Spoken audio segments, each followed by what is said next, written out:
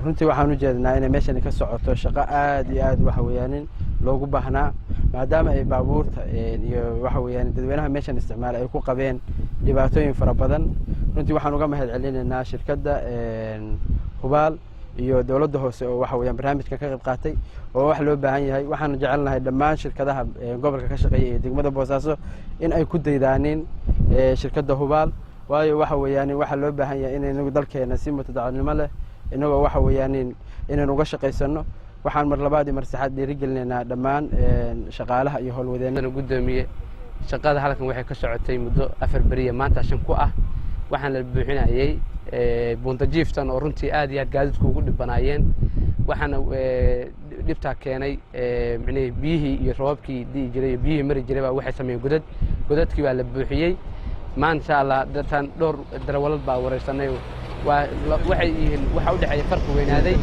inta godku oo leedo dhan waxa laga wada gudoomiye laga buuxiyay iyadoo la sameeyay si lamination loo saarayo daamuurtii iyo ciidii wada socda hadda taan iyaga ilaamiga isku ekaadeen oo laamiga god muuqda ma leh oo aad iyo aad baabuurtii ugu seedka awal ka bixi jireen caqabadaha ugu weyn waxay ahayn gaari godka markuu soo galo seed kale aad jiray waxa dhibaatada ugu weyn labada gaari ama isku soo dhawaanaya ama shilba wax qarka u saarnaan jiray laakiin maanta gaari kasta seedkiisu marayay xitaa waan tijaabinay gaari kasta seedkiisu isku ururinay taasina waa guul u soo hoyatay maamulka degmada Boosaaso shirkaddan aad iyo aad ugu mahadsan yihiin maadaama habkay u shaqeeyeen tayada ay ku shaqeeyeen runtii waa tay aad u sareysa weeye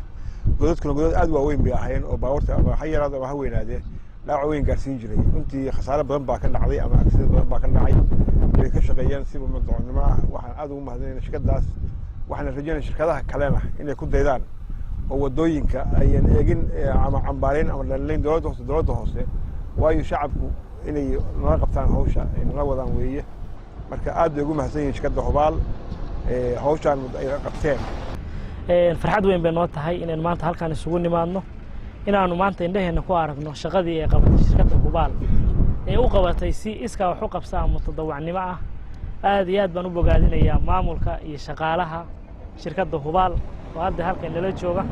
waxaan ku bogaadinayaa iska bogaadin beenay shaqada wanaagsan ee dalka iyo dadka u qabteen waxa weeye waxaan rajaynayaa shirkadaha iyo dadka dhammaan ummadda reer Boosaaso in saas oo kale wax wada fahanno annagu ma doonan Hubaal xafiisyadeedana uguma tegin Hubaal iyada timi xafiiska degmada iyada waxa weeye maadaama ay daris la tahay oo bundajiifkana u dhowdahay waxa weeye go'aansatay inay bundajiifka ka shaqeyso dayactirto annaguna ka dawladda hoose ahaan wixii dowrka iyagu ahaa iyo intii xaq loo nagu lahaa baan ku caawinay aad iyo aad baan marka u bogaadinayaa bogaadin kaliya marka kuma ekaanayno waxaan u ballan qaadaynaa Hubaal shaqooyinka wada dhisidda ah iyo dayactiridda ee degmada oo dhawaan la rajeynaya inay bilowmaan GBLG-yada inay dowr fiican ku yeeshaan oo ka qayb qaataan oo ka muuqdaan baan u ballan qaadaynaa sababtoo haddii iyagu hantidoodii iyo gaadiidkoodii ay iska wax u qabso waddanka u gelinayaan waa dadka waddan kale oo loo baahan yahay inay ka dhex muuqdaan Maxamed Cabdi waxa weeye wadadan bundajiifka anagu wax badan waan si maraan soo maraan dib weyn baan ku qabnay laakiin hadeer aad iyo aad si wanaagsan baan ugu mahadnay nimankan dawladda hoose iyo Hubaal